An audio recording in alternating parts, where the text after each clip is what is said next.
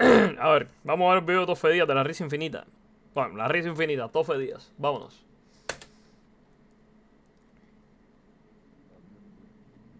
Dedicado a G-Parents, Antonio Rafael y a Mercedes. No sé quién es Mercedes, pero... Un saludo, Mercedes. No se recomienda este video a menores de 18 años, ¿ok? De nuevo, abrirán las grandes alamedas. Hablamos de una forma de autoengaño deliberado en la que una parte de la mente sabe muy bien que su conversación global es falsa y defectuosa, pero la necesidad... Porque el tío Green lo dijo sorprendido. No sé, pero estamos hablando de la URSS. Convención global es falsa y defectuosa, pero la necesidad emocional de creer es tan fuerte que el conocimiento queda, por así decirlo, enquistado, aislado, incapacitado para influir en las palabras y los hechos. Kingsley Amis. No sé quién es Kingsley Amis. Por donde pase el hombre libre para construir una nación.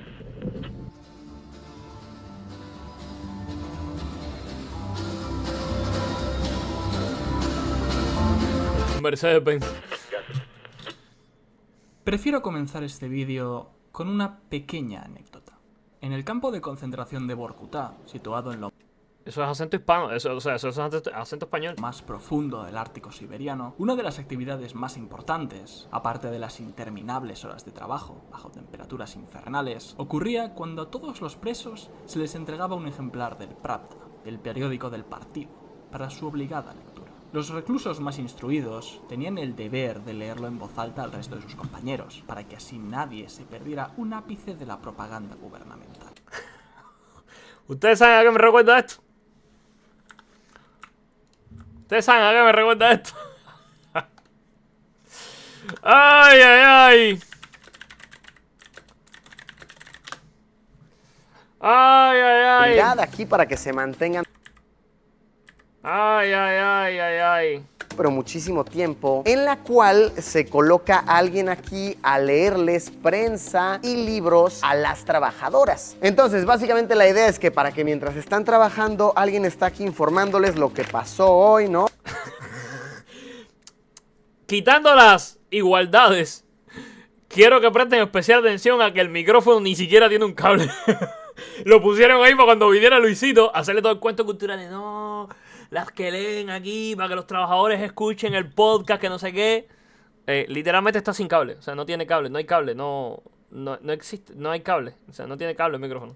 Que vean aquí. Vietnam y Cuba por fortalecer vínculos de cooperación, ¿no? La voz de la guerrillera, de la presidenta de la FMC, la madre y la esposa que escuchó al pie del lomerío. Todo lo que está pasando, todos los temas de actualidad aquí para que se mantengan todas las trabajadoras Súper actualizados están esos periódicos de hace 900 años.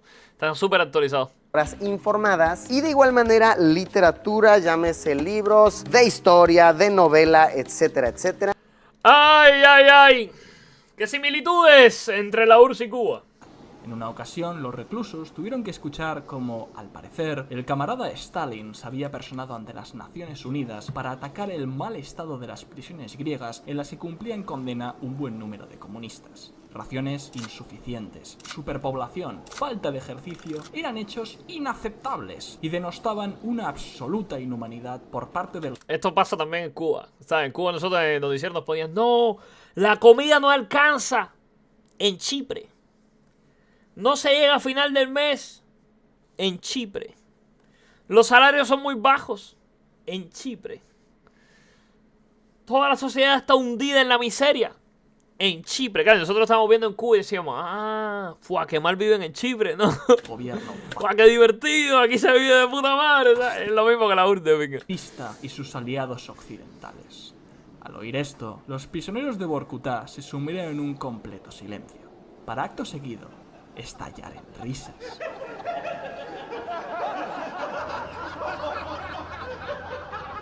En histriónicas carcajadas que se extendieron durante días. Esto pasa mucho en Cuba también. O sea, que tú que estás en la mierda, estás en la miseria más absoluta, te dicen que aquí estamos de puta madre y lo que te da es risa. Dice, bro, ya, pero te tengo que reír para no llorar, ¿entiendes? Con los ojos llorosos y rodando por el suelo. Tenía que ser una broma, ¿no? El hombre encargado de leer el Pravda aquel día se llamaba Timur Zamueli. Se pasó 18 años en Vorkuta tras servir en el Ejército Rojo durante la Segunda Guerra Mundial. ¿Su crimen? expresar en una conversación privada que un miembro del Politburó le parecía un gordo seboso. Samueli también se rió ese día. Ok. Yo también me río, pero no debería ser Es que eso era un discurso de odio, bro. gracioso. Hagamos un poco de aritmética. En la introducción a La cosecha del dolor, el primer gran libro sobre la Abre Sorrow. Hay una canción de Metallica que se llama así. Temazo, por cierto. Un temazo que la canción de Metallica. Pero bueno. colectivización soviética, el historiador Robert Conquest calculó que podríamos poner en su justa perspectiva el presente caso diciendo que se perdieron 20 vidas, no por cada palabra, sino por cada letra que hay en este libro.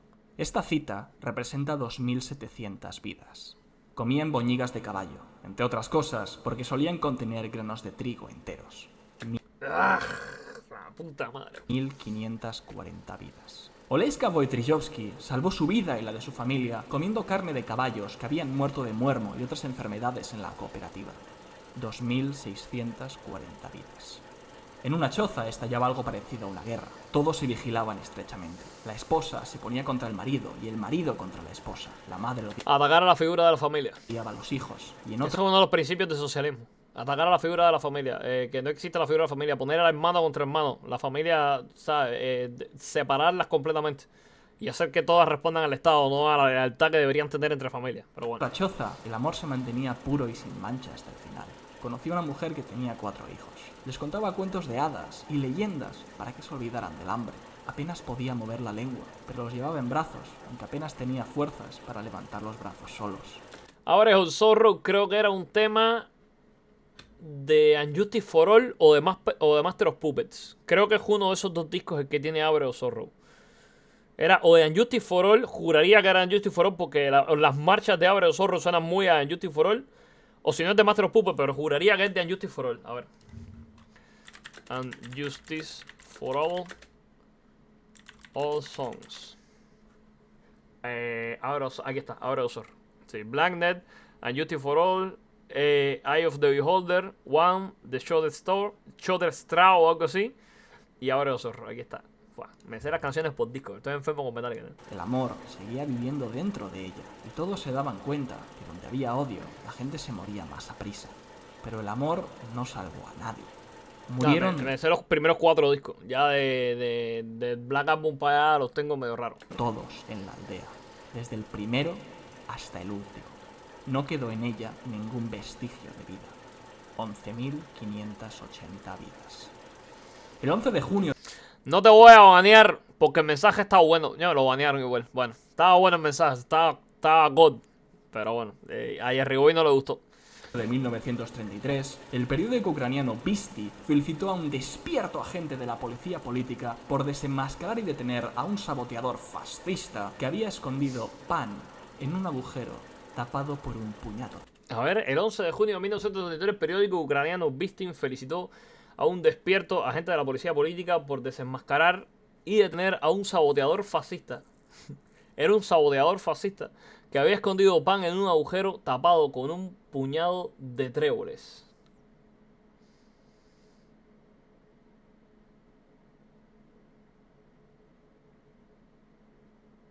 Era fascismo esconder un puñado de pan, bro. Tréboles. La Digo, palabra un pedazo de pan. fascista. 160 vidas. Para los defensores del rigor historiográfico, es cierto que estos datos se han actualizado y que no serían 20, sino 7 o 8 las vidas representadas por cada letra. Si quieren, pueden hacer los cálculos oportunos. Incluso en esa disminución, podemos afirmar que todas las preposiciones y conjunciones de estas citas representan de media a 2 o 3 familias numerosas. Si las sumamos todas, llegaríamos a un número mayor que el de todos vuestros amigos, parejas, compañeros o familiares. Hablar de números, aun cuando estos llegan a los 5, 6 o 7 dígitos, resulta tan entretenido como deshumanizador. La estadística es una rama de la matemática que puede conmover a personas ilustradas, pero no hay nada más cercano que la confesión. En la provincia de Ivanovo, unos funcionarios de poca monta fueron acusados de querer derrocar al gobierno soviético por, supuestamente, haber interrumpido temporalmente el suministro local de pan.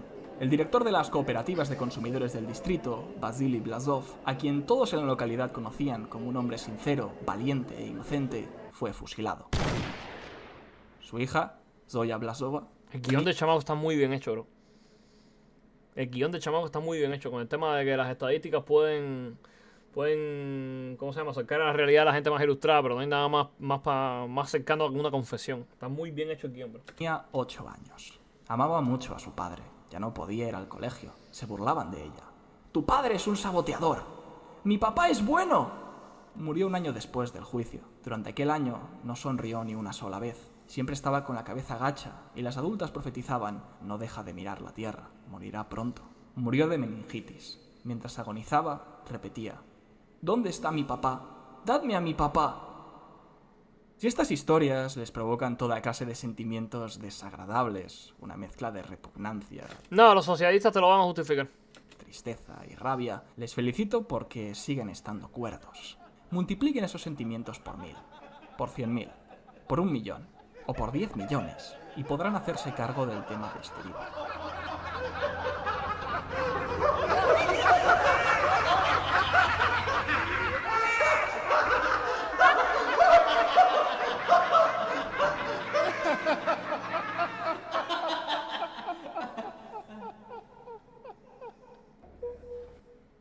El Gulag nació en la isla de Solovetsky, situada al sur de la península de Kola y en medio del Mar Blanco. Fue fundado en 1923, cuando Lenin aún vivía, y sus únicos internos eran los enemigos del Ejército Rojo durante la Guerra Civil, ya fueran blancos, mencheviques, anarquistas o los antiguos aliados de los bolcheviques, los socialrevolucionarios.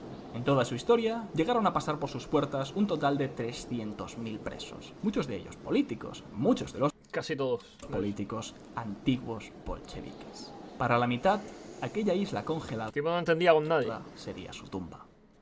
Para 1929, unos antiguos presos escribieron una carta desesperada al partido donde se relataba que, entre otras cosas, los carceleros les habían obligado a comerse su propia mierda. En la entrada de este Me campo gustaría saber qué libro utilizó este chamaco para este video. habían marcadas las siguientes palabras: por el trabajo, la libertad. Si esto El trabajo libera. El trabajo libera del campo de concentración de Auschwitz.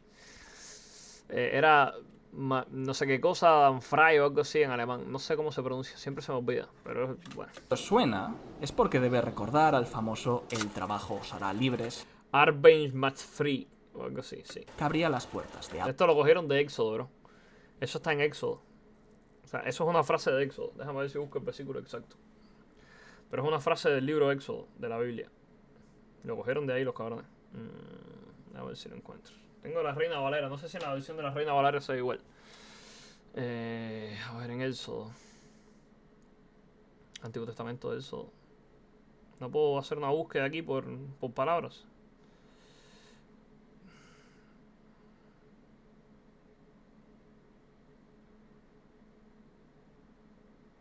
Buscar. Déjame ver.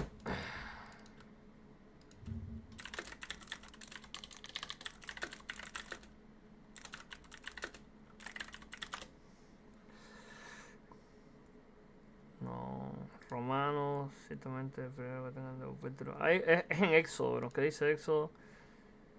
El Señor palabrea por ustedes. Pam, pam, pam, pam. A ver, déjame buscarlo. ¿Cuál es el versículo? Era versículo. Versículo. La Biblia que dice, parafraseando, el trabajo libera. Yo me leí el sobre, lo encontré en el sobre. Si hay un versículo así, vieja. En la frase históricamente el holocausto favorece como arma más fría el trabajo hace libre entre las entrevistas de campo de concentración entre los nazis y la propaganda. Génesis. El trabajo aparece como consecuencia del pecado. El trabajo puede ser pesado. En Éxodo hay un versículo al respecto. En eso enfatizar que puede sonar parecida esta idea, pero no es el sentido. A la vez la servidumbre se debe porque para que puedan leer entienden las palabras mentirosas.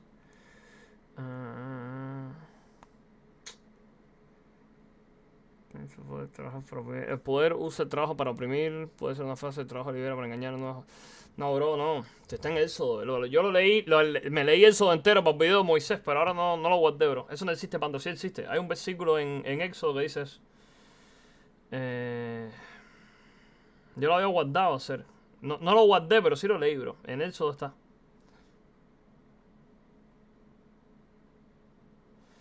Imagínate tú. Vamos a leer Éxodo entero ahora aquí buscando. Después se lo voy a traer. Después se lo voy a traer. En Éxodo pongo los huevos en el sartén, que en eso hay un versículo de respeto. No está porque los protestantes son antisemitas. ¿Qué? Pero la Reina Valera no es protestante, la Reina Valera es católica. Auschwitz. Pero hay una diferencia, y es que no hace falta que os diga qué fue Auschwitz, ni lo que pasó allí. Los nombres de quienes construyeron... Y si miras tu video de Moisés para saber dónde lo pusiste, es que no lo puse en ese video. Lo iba a utilizar para un video más adelante, no lo puse en ese video porque no estaba hablando de los campos de concentración. ese infierno. Lo que sí encontré o lo estoy confundiendo con el holocausto. Lo estoy confundiendo con el holocausto. El holocausto sí es el nombre que ellos le ponían al sacrificio que hacen. O sea, el sacrificio que hacen de un cordero, de quemar el cordero y que salga el humo. A ese humo se le llama holocausto, o sea, que es como el sacrificio a Dios. Igual lo estoy confundiendo con el holocausto, pero juraría que el trabajo los hará libres es un versículo de la Biblia. En Polonia y quienes lo admiten. Dime qué versículo estás buscando. Es que es algo relacionado con el trabajo, sobre que el trabajo libera, que lo cogieron de alguna parte de la Biblia. Juraría que era de Éxodo, pero no sé dónde está, bro. No era de la Biblia, sino de la Torá. Porque de los que se están riendo era de los judíos cuando hacen los campos de concentración, pero no recuerdo, bro. Tengo que buscarlo después. Registraron son Se lo puedo buscar y se lo puedo traer. todos conocidos. Himmler, Eichmann, Speer y por supuesto Adolf, cuyo La Reina Valera es católica, no es católica, es evangélica, ergo protestante. La Reina Valera.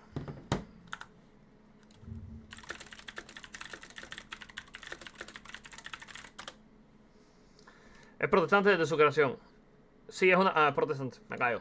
No les dije nada. apellido ha quedado para la posteridad como el epítome del mal.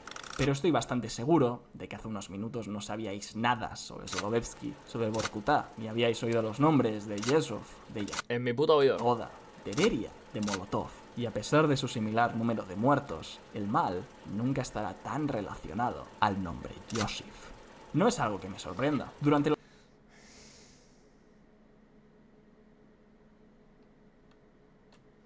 No vi que le tumbaron el directo a Grey, pero tienes que tirar 20 bits, Artemis. Según Gemini es Juan 832. A ver, Juan 832. Voy a buscar. Juan 832. Juan. Y es... Esto es Nuevo Testamento. Bueno, igual lo cogieron del Nuevo Testamento y no del Antiguo. A ver. Capítulo 8, 32. 32. 32. Y conoceréis la verdad, y la verdad os hará libre. No está hablando del trabajo. Yo te estoy diciendo que era del Antiguo Testamento. Yo juraría que lo leí en Éxodo, bro, pero igual es efecto Mandela mío. Bueno. los años más duros de la hambruna y de la persecución, donde en Ucrania se perdían más vidas que Aunque el bueno, sol igual con el tema de la verdad os hará libre, el trabajo los hará libre, igual lo pueden haber cogido de ahí. por Treblinka y Magdanek juntos, toda la intelectualidad occidental se deshacía en elogios hacia Stalin, hombre de hierro. Y a su muerte, escritores de la talla de Pablo Neruda, Jean-Paul Sartre o Bertolt Brecht le dedicaron poemas y libros adorando su gobierno y a la nueva civilización que se estaba construyendo en Lauros. Decía Theodor Adorno que la poesía murió en Auschwitz. En mi opinión, la Sí, razón cambiaron verdad por trabajo, tienes razón. murió con el Gulag. Este vídeo está muy influenciado por un libro fantástico llamado Koba el Temible, la risa y los 20 Ahí está. Este es el libro que utilizó. Ok, está bueno. millones, escrito por el fantástico escritor Martin Amis. Koba el Temible no es realmente una historia acerca de Stalin o el comunismo, sino una historia acerca del padre del autor, Kingsley Amis. Kingsley, durante 15 años de su vida, desde la invasión alemana hasta la invasión de Hungría, fue un perfecto lacayo de Moscú. Arkion, ¿estás ahí en el chat? Arkion, ¿estás ahí en el chat?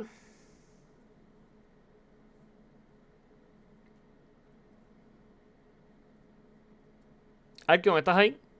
Con sus propias palabras. Después se pasó al otro lado, y ya en la edad adulta fue calificado como reaccionario. Martin siempre quiso a su padre, pero la verdad es que en aquellos años, tener un padre conservador era una puta mierda. Por suerte, Kingsley también era un fantástico escritor, y su hijo pudo seguirle los pasos. Aún así, Martin no entendía cómo su padre podía apoyar Sí, necesito Steve Barroom para mañana. a los Estados Unidos, a la guerra de Vietnam. ¿Cómo podía criticar con tanta dureza a aquellos que solo querían acabar con la desigualdad, la pobreza y el capitalismo? La respuesta de Kingsley solía ser la siguiente.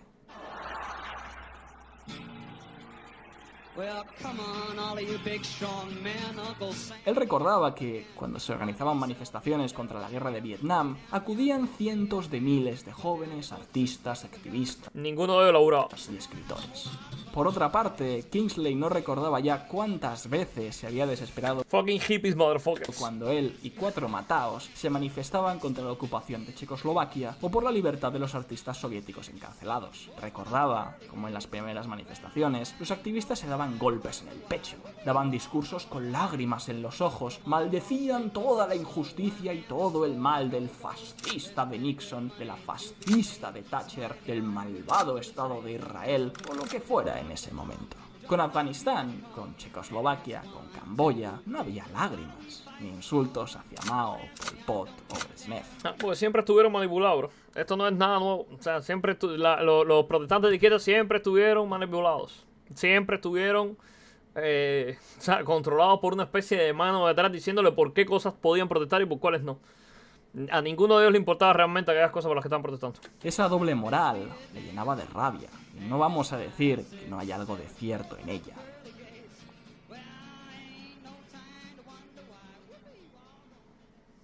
Cuando Augusto Pinochet, el despiadado dictador que llenó Chile de desaparecidos durante los años 70 y 80, murió en el 2006, toda la inteligencia progresista escupió sobre su tumba. Cuando uno de los apóstoles de la ultraderecha chilena le sugirió al escritor Mario Vargas Llosa, basándose en el crecimiento económico y en la existencia de ciertas libertades mínimas, que el Chile de Pinochet era preferible a la Cuba de Fidel Castro o a la Venezuela chavista, Vargas Llosa le respondió: Esa pregunta yo no te la acepto. ¿No? Esa pregunta no la acepto porque esa pregunta parte de una cierta toma de posición previa, que hay dictaduras buenas o que hay dictaduras menos malas. No, las dictaduras son todas malas. Por otro lado, Estoy de acuerdo, pero hay dictaduras peores. Hay dictaduras mucho peores. Las comunistas son las peores. cuando Fidel Castro murió en 2016, los mismos que se explayaban en condenas hacia el caso anterior se lamentaban del final de tan heroico comandante y escribían necrológicas sobre los logros de una revolución con más de 2 Son mismos, todas las dictaduras son malas. Sí, tienes razón, pero hay peores. Hay dictaduras peores que otras. millones de exiliados y donde la gente que se quedó hace pizzas con condones. Por la razón que sea, las víctimas del Está basadísimo, chamaco. comunismo carecen de la seriedad, del respeto de las víctimas de otras ideologías. No parecen merecerlo. Los campos de concentración son razón suficiente para que todos aceptemos que el nazismo es el mal, y la guerra de Vietnam es razón suficiente como para que Estados Unidos sea repudiado en todo el mundo como una amenaza para la paz.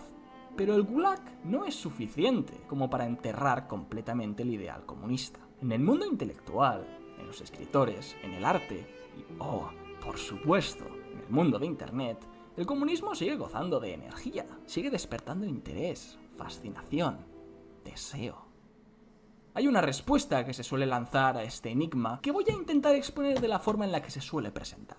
Podemos decir que el nazismo era una ideología maligna desde la base, desde Sí. los principios, mientras que el comunismo El comunismo también es maligno desde la base. era una idea buena que simplemente salió mal. El nazismo Porque surgió ellos comparan la realidad del nazismo con la teoría del comunismo, pero la teoría del nazismo era, vamos a tener una supernación y el pueblo alemán, el pueblo germánico le va a ir God y todo va a ser flores y colores, ¿sabes lo que te digo? Pero yo necesito que tú compares la dialéctica con la dialéctica y la realidad con la realidad. Pero ellos te comparan la realidad catastrófica del nazismo con la teoría del comunismo. Vamos a ser God y vamos a poder volar y nos va a crecer la polla, ¿sabes lo que te imaginas tú? de la prensa sensacionalista, de las cervecerías, de los lúmpenes. El marxismo era una evolución racional de los ideales de la Ilustración. El marxismo pedía a la humanidad esfuerzos titánicos para alcanzar la utopía. El nazismo era una invitación directa a la abyección. Al hablar de Hitler, de Franco, de Pinochet, de Videla, nos embarga un sentimiento de repulsión casi físico. Todos ellos mataron por el antiguo régimen, por mantener los privilegios de unos pocos, por someter a los Pero es que no es así. Hitler no mató por mantener el antiguo régimen y el privilegio de unos pocos. En los discursos de Hitler también iban para las clases obreras. Incluso le llamaba camaradas a sus colegas.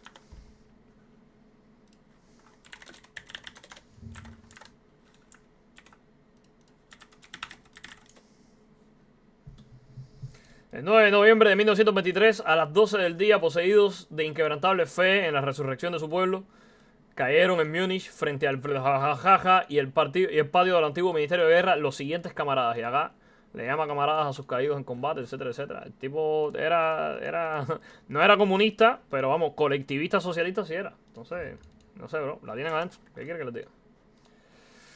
Pinga, ¿qué hice?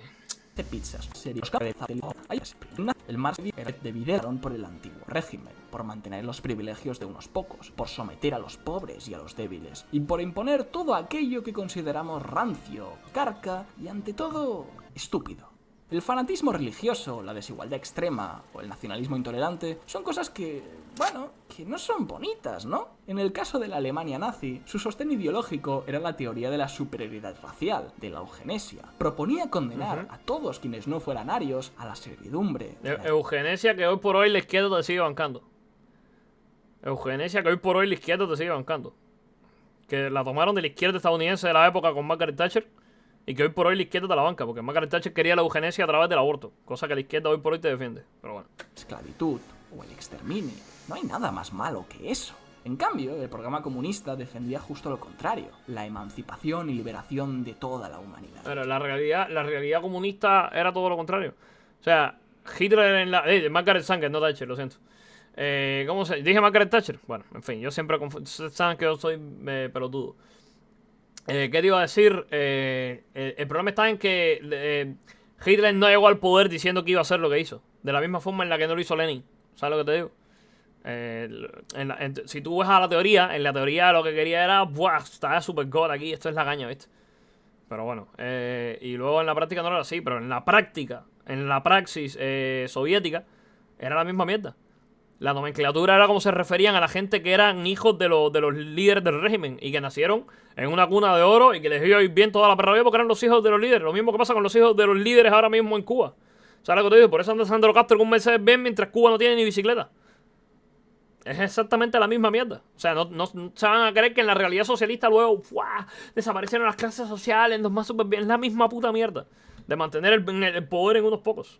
El progreso y el fin de las jerarquías. No buscaban acabar con ninguna raza o pueblo, sino con todas las cosas que estaban mal con la vida humana. Odiaban la religión porque les parecía que encadenaba... Los nazis también odiaban la religión. Por lo menos las religiones abrahámicas. También los odiaban. Lo consideraban algo semita.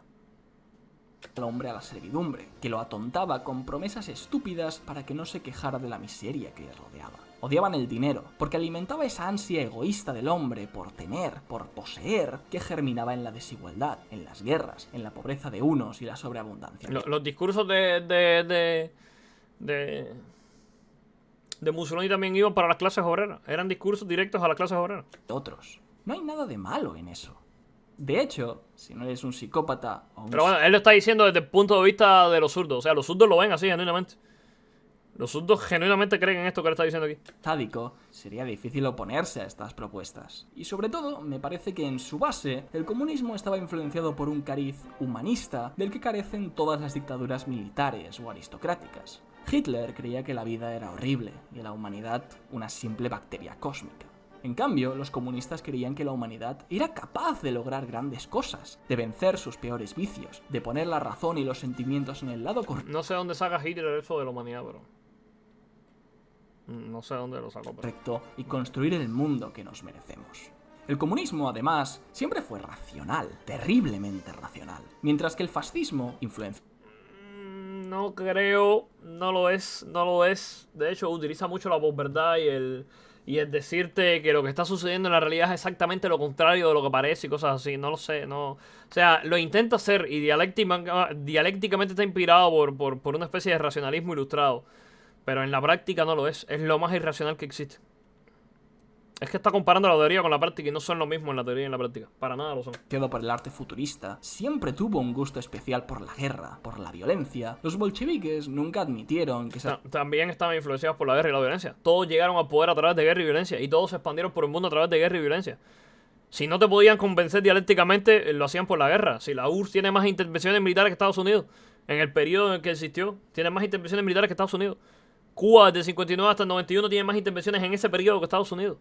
¿Tú te crees que no se metieron ahí por la guerra y la violencia también?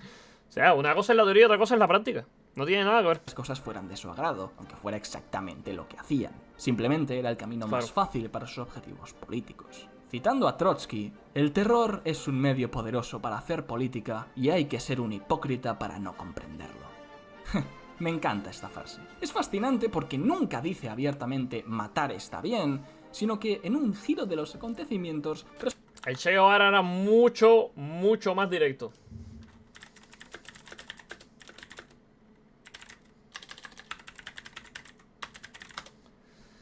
El Che Guevara era mucho más directo.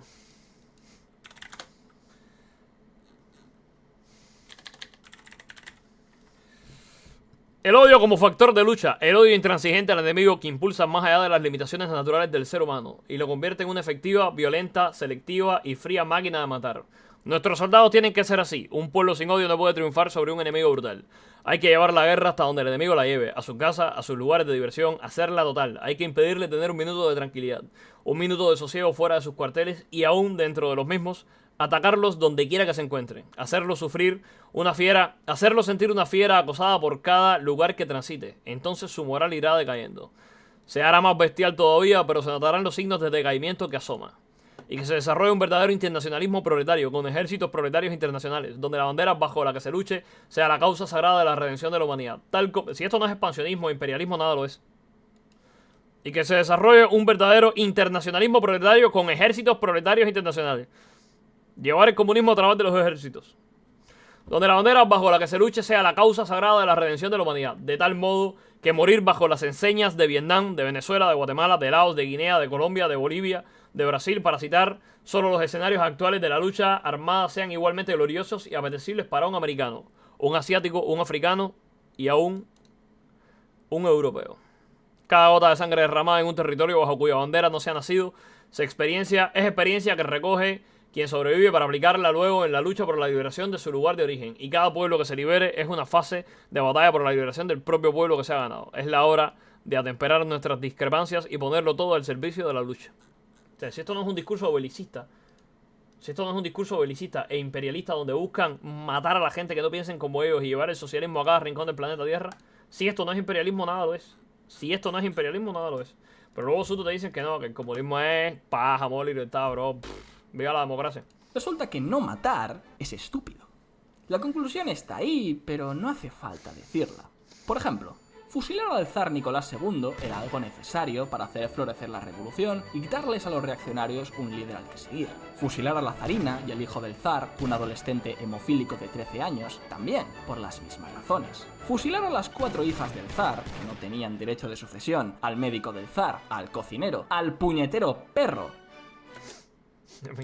Quizás fuera propasarse, pero los bolcheviques siempre podían encontrar razones para justificarlo. Los nazis eran malos, los bolcheviques simplemente hacían el mal.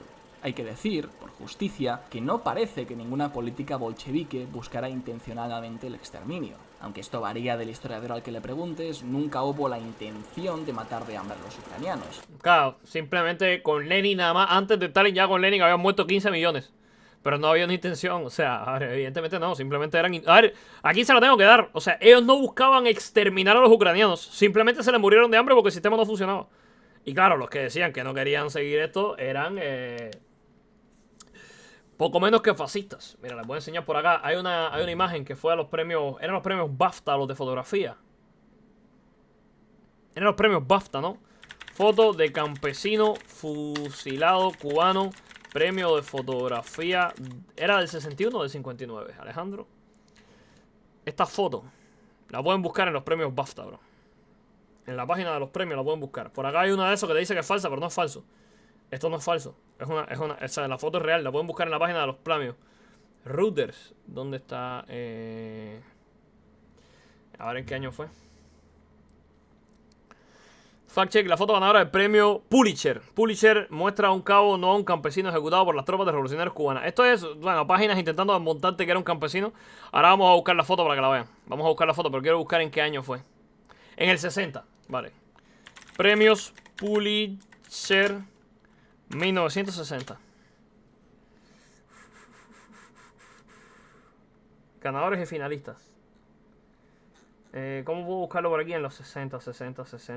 En 1960. Publicidad, gente, editorial writing, local resto, fotografía. Aquí está. ¿Se puede traducir esto? Tradúcelo al español, por favor. ¿No lo vas a traducir? Sí, mira, estoy de acuerdo.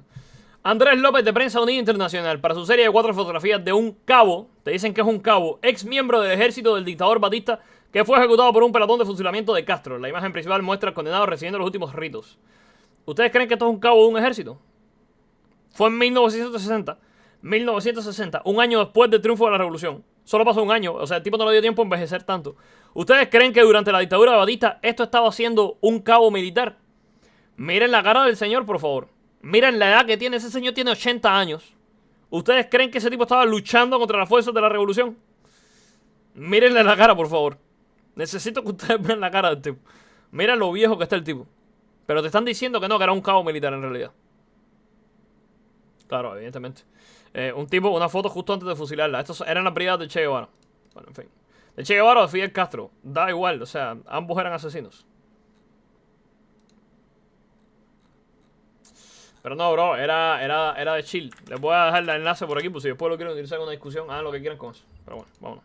Y puede ser que en los gulags se pusiera a trabajar a la gente durante 16 horas a temperaturas bajo cero, pero nunca se instalaron cámaras de gas. Hannah Arendt hizo una perfecta analogía de los campos nazis y soviéticos con la religión cristiana, estableciendo que mientras los primeros estaban diseñados para ser un infierno, un lugar exclusivamente de castigo y tortura, el gulag funcionaba más bien como un purgatorio, donde el castigo tenía una función, la de arrancarles a los enemigos del régimen sus pecados contrarrevolucionarios. Y en la orgía revolucionaria, los están matando con trabajo forzado para producir. en la construcción de la utopía, uno no tiene que ser tan sentimental, ¿no crees? Una vez más, Trotsky. Aunque es cierto que tiene un sentido filosófico a través del comunismo, porque ellos no creen en el libre albedrío, ellos creen en el determinismo ideológico. O sea, si te hacen trabajar y trabajar y trabajar, a través de eso vas a entender lo que es el comunismo y vas a poder ser comunista, porque eran programadores sociales o algo así. Debemos poner fin de una vez por todas a esa palabrería cuaquera papista sobre la santidad de la vida humana. De hecho, tras la muerte de Stalin, el sistema penitenciario se reformó y los disidentes empezaron a alojarse en hospitales psiquiátricos donde eran igualmente torturados, pero con un ratio de muertes mucho menor. El razonamiento era que murieron menos, bro. Uno había de estar loco para... Esto me recuerda a Petro. Petro los otros días tiró en Twitter. Tiró en Twitter que durante su mandato el narcotráfico solo había crecido 40.000 hectáreas o algo así, o 40 hectáreas o 40%. O sea, la producción de sustancias que marean solo había crecido un 40%. No un 100% como lo había hecho en mandatos anteriores. O sea, para él era un logro que el narcotráfico no creciera tanto. O sea, creció, pero hay años que ha crecido más. ¿Sabes lo que te digo? Como, buenísimo, ¿no? Oponerse al Estado. Durante ese tiempo, los discursos en torno a los Es lo mismo aquí, a ver, igual moría gente, pero antes morían más. En Occidente solían ir más o menos así. Es posible que sean sanguinarios y dictatoriales. Puede que hayan matado a inocentes, pero no hay que olvidar que los objetivos marxistas son nobles. Y frente al desalmado capitalismo americano y el imperialismo occidental, la URSS es el único faro de esperanza para los pobres de la tierra. Sí, bro, sí, menos mal, ¿no? Querían tanto a los pobres que los multiplicaban. Pero sin tanta parafernalia, para los amigos y defensores del Pacto de Varsovia, que no eran pocos, el fin justificaba los medios. Pero lo cierto es que con todos los cadáveres que tuvieron que amontonarse para hacer realidad el sueño, al final la URSS y todos sus satélites cayeron. Y hay algo de todos no, Cuba sigue ahí. Cómico en todo eso. Siempre se hicieron muchos chistes acerca de la economía de los países socialistas. La Unión Soviética tiene algo de cómico que, por ejemplo, el nazismo no tiene. Y es muy, muy curioso. Martin Amis menciona en Koba el Temible que con Stalin, a diferencia de con Hitler, la risa no se va. El Holocausto, en su horror demencial, es algo tan serio que cuesta mucho hacer chistes sobre ello. Pero murieron más gente con Stalin que con Hitler, pero bueno. Cuando uno sabe que en 1937 la URSS bajó la edad mínima para la pena de... Dense cuenta que Hitler era un tipo que sistemáticamente buscaba matar. O sea, él quería exterminar a los judíos. Y luego cuando empieza la Segunda Guerra Mundial, se le achacan unas 20 millones de muertes. Entre 2 y 20 millones de muertos. Con Stalin murieron más. Con Mao murieron más. Y murieron de su propio pueblo. Se supone que no eran gente que estaba intentando matar. Se habían muerto en ejecuciones por desobedecer al régimen. Se habían muerto de hambre algunos. ¿Sabes lo que te digo? No estaba buscando sistemáticamente exterminar a los soviéticos. Mao no estaba buscando sistemáticamente matar chinos. Y aún así mataron muchísimo más que Hitler. Es una locura total, ¿eh? Es una desconexión total de la realidad la gente que te apoya en estas cosas. De muerte a los 12 años. O que los comunistas excarcelados de los campos de concentración nazis eran sistemáticamente enviados al Gulag por sospecha de haber sido contaminados por el fascismo. Es... no sé, tan estúpido que da risa. Creo que el nazismo no tiene gracia, porque los nazis se tomaban muy en serio lo que hacían. Servían al mal, y punto. Pero los comunistas, ¿de verdad creían que había algo de bueno en todo lo que hacían? Lo creían. La República... No, pero habían, a ver, la gente que le compraba el discurso a Hitler seguramente creían que estaban haciendo lo correcto. No vas a pensar que los nazis se veían a ellos mismos como los supervillanos, en plan, ¡puah, sí, qué malos somos! Vamos a acabar con el mundo. No, ellos pensaban que lo que estaban haciendo era correcto. Los que le creían a Hitler. Había algunos que por inercia del régimen y porque si no haces lo que te dicen te van a matar. Pero había un montón aquí que también creían que lo que estaban haciendo era lo correcto. La democrática alemana ni era una república, ni era democrática, ni estaba gobernada por los alemanes. La Unión de Repúblicas Socialistas Soviéticas era básicamente un imperio ruso teñido de rojo. No eran repúblicas. Las diferencias sociales entre la élite y el pueblo eran horribles, y los bolcheviques se cargaron a los soviets al poco de llegar al poder. Era todo una enorme y gigantesca mentira. Y lo peor es que ni siquiera era difícil de ver. Gorbachev lo admitió en los 80, Solzhenitsyn y Conquest lo denunciaron en los 70, André Gide y George Orwell bro. lo relataron en los Orwell era trotskista como él solo también. 30 y 40. Bueno, tiraba bastante trotskismo. Bertrand Russell y Rosa Luxemburgo ya lo advirtieron cuando Ulyanov aún vivía.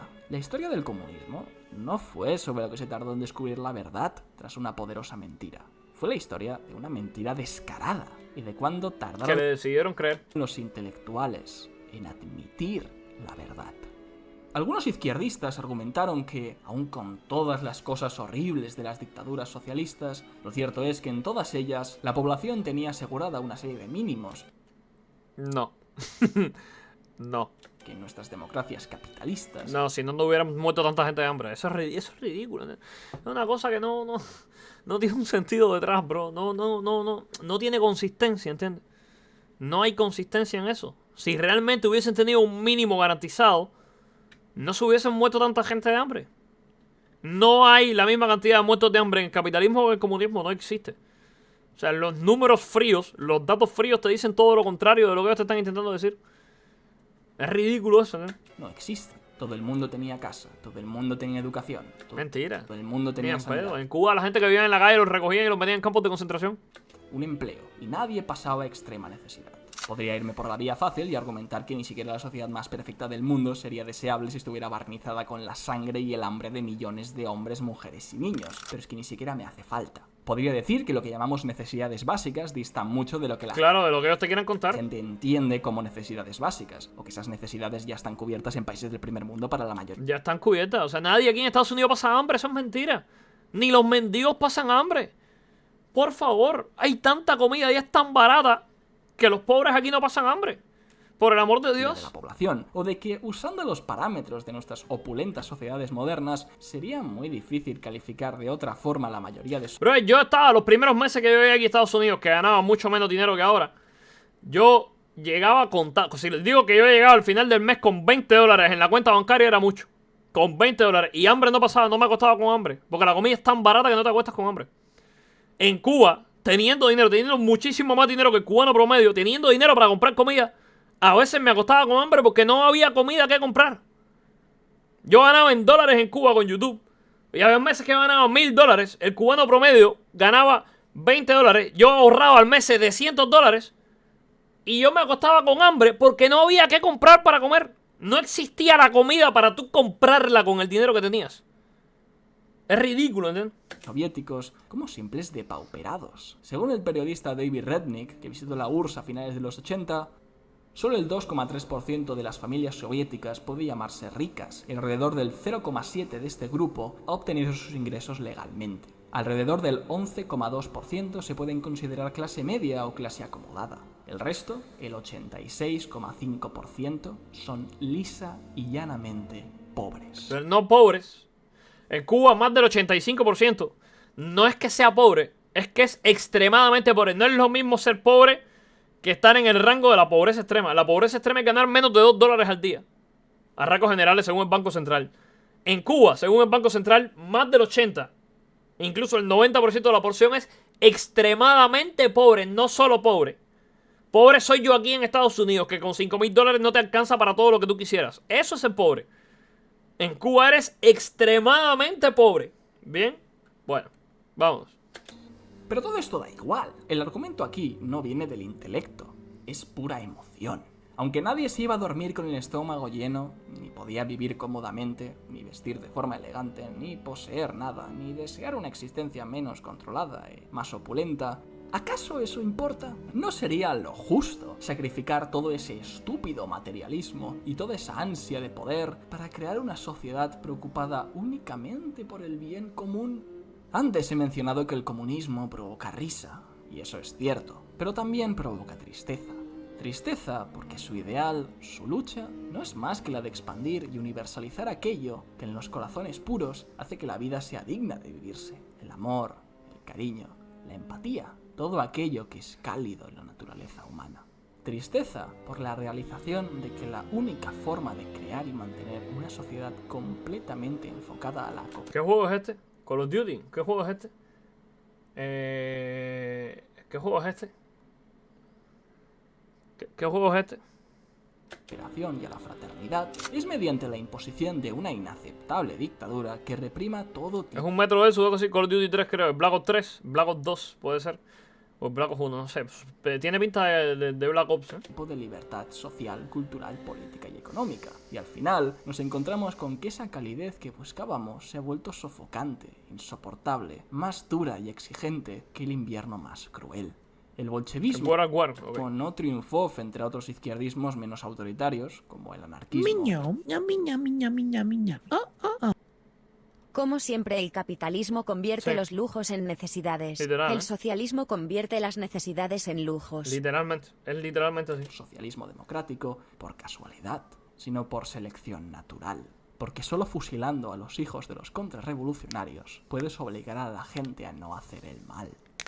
Quizás todo aquello que odiaban los comunistas era algo tan intrínseco al ser humano que en el fondo no sería desencaminado decir que odiaban al ser humano, imperfecto, débil, lleno de tentaciones y de defectos. Odiaban la religión porque les recordaba que al final uno acaba siempre creyendo en cosas irracionales solo para poder subsistir a la cruel inercia de la vida, que son esas cosas las que te hacen seguir adelante. Odiaban la propiedad y el comercio porque nos recuerda que en la jungla lo consideraron un sistema de diferencias de clases sociales. La humana siempre solemos pensar antes en nosotros mismos que en los demás, por mucho que nos esforcemos y que luchemos con todo nuestro buen corazón por hacer que no sea así. Llegar a esas conclusiones nos disminuye, nos hace sentir mal, pero ¿hay algo en ellas que sea falso? En una de las crónicas que se hicieron de la Rusia soviética, el periodista Manuel Chávez Nogales comentaba cómo en la ciudad georgiana de Tiflis, más alejada de la capital, de las luchas políticas, del partido, había una vida que quizás reconoceríamos desde nuestras moradas burguesas. Una sociedad donde se permitía el romanticismo burgués y el afán de lucro. Y, paradójicamente... Eso es... No me acuerdo cómo se llama esa canción. Es una canción romántica soviética, pero ¿cómo se llamaba? La del meme. No me acuerdo el nombre de la canción, bro. Un mundo donde la fraternidad, el amor, volvían a... A ver, déjame buscar. Si pongo por canción triste soviética me sale. Esta.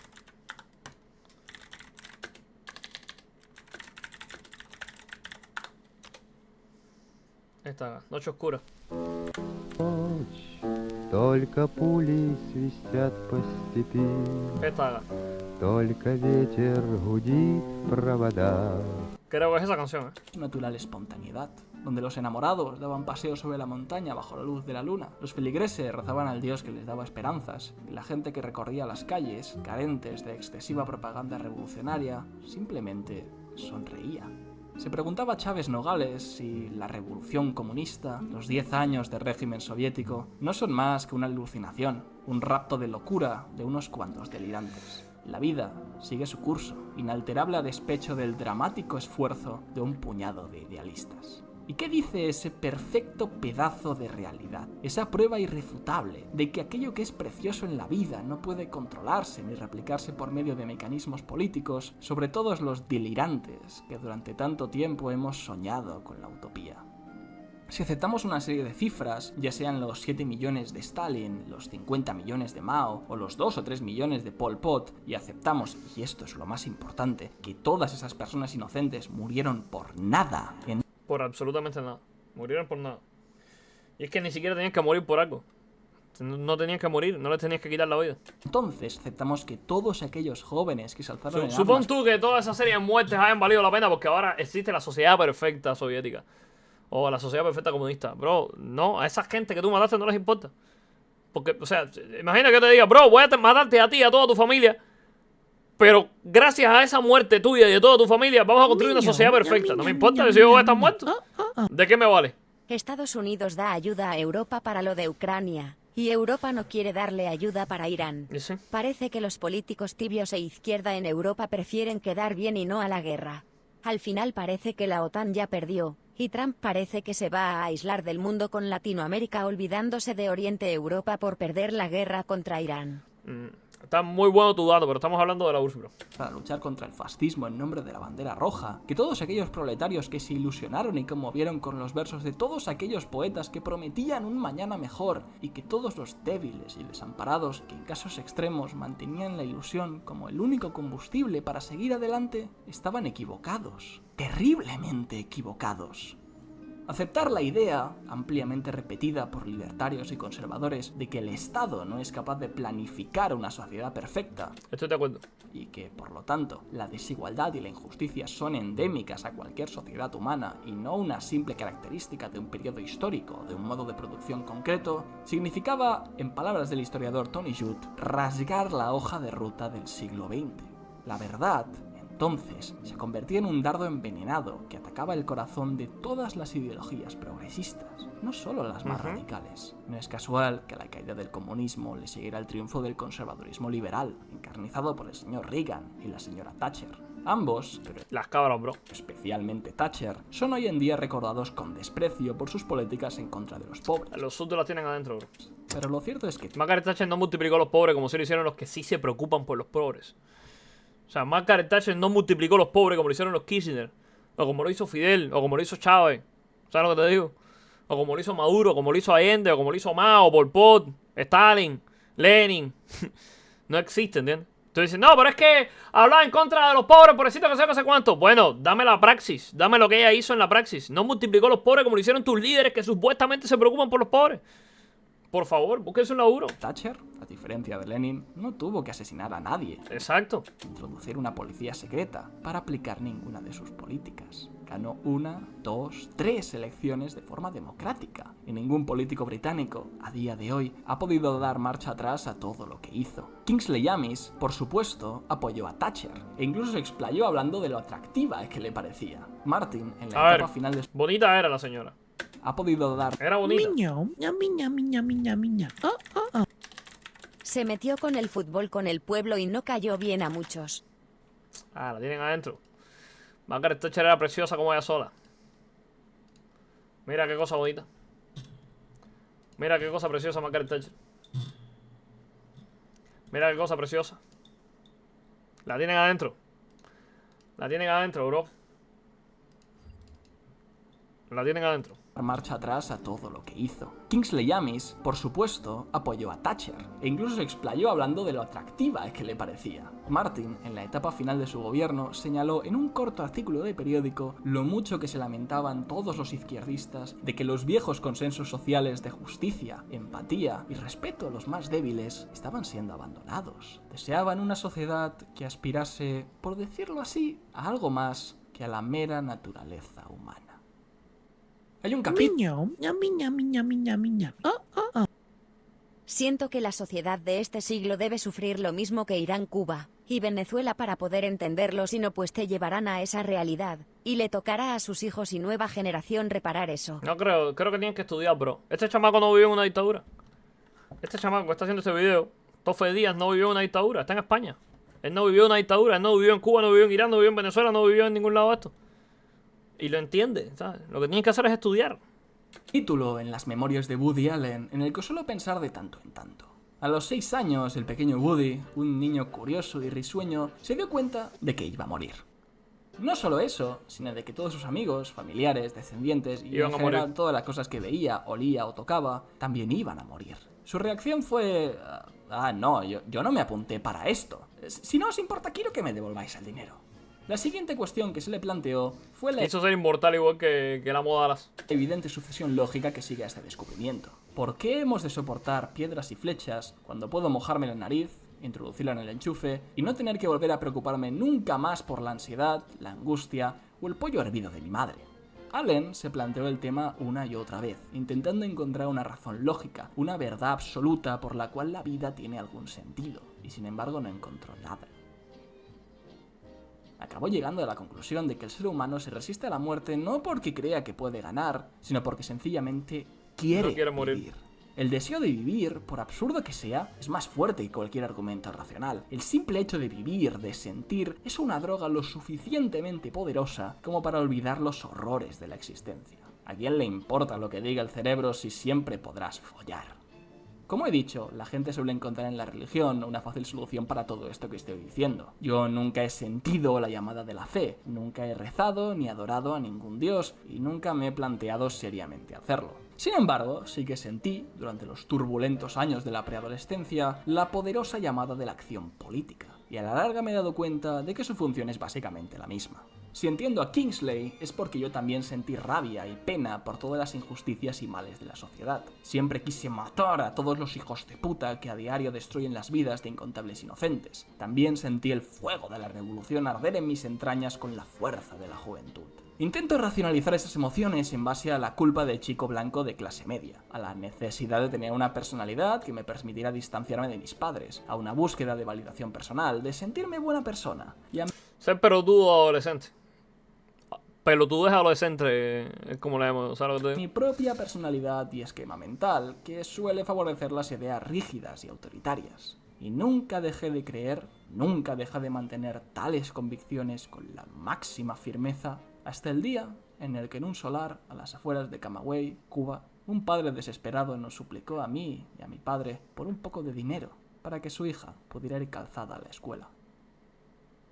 He estado pensando si escribir o ¿Chamaco fue a Cuba? no este vídeo. La principal razón es que, y esto seguro que lo sabréis, hay mucha gente en esta red social, y sobre todo en el mundo de las críticas donde yo suelo moverme, que tienen ideales socialistas o comunistas. Con algunos, Analfabetos.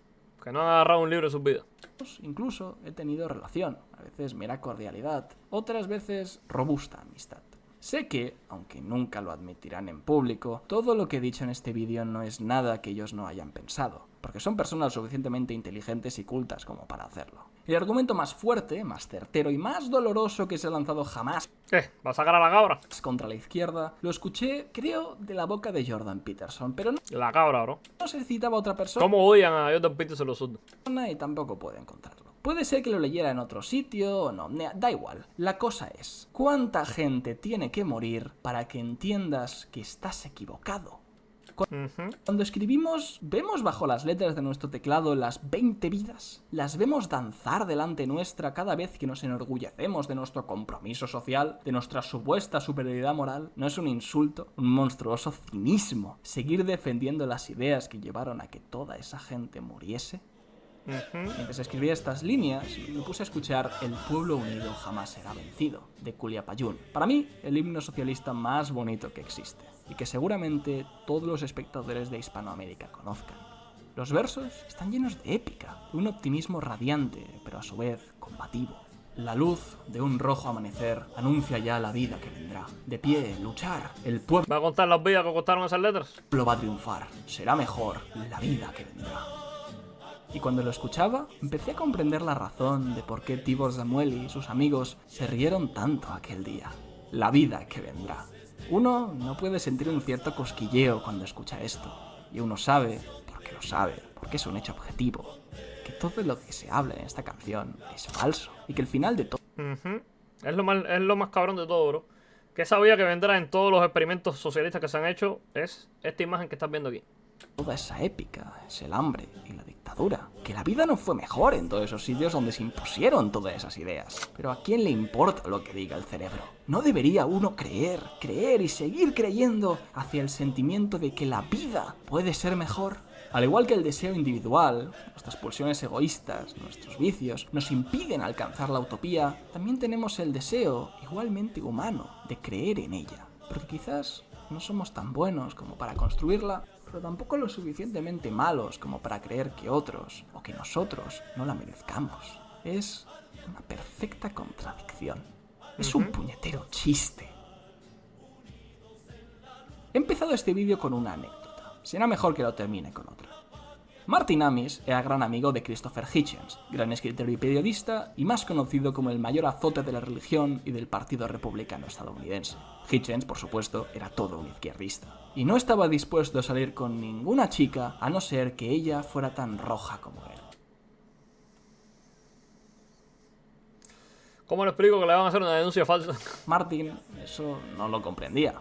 No sé, Hitch, quizás haya algo de verdad en lo que dices. Simplemente pienso, tú dale y a ver cómo va la cosa. Claro, Mart, muy típico de ti. Porque no tienes conciencia social.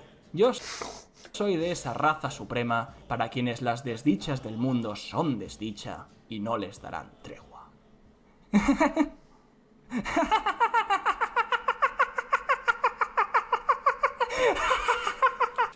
Vale, no tenías que terminar con cringe, bro. El video iba muy bien, no tenías que terminar con cringe, bro. Hubieras puesto una risa grabada, bro.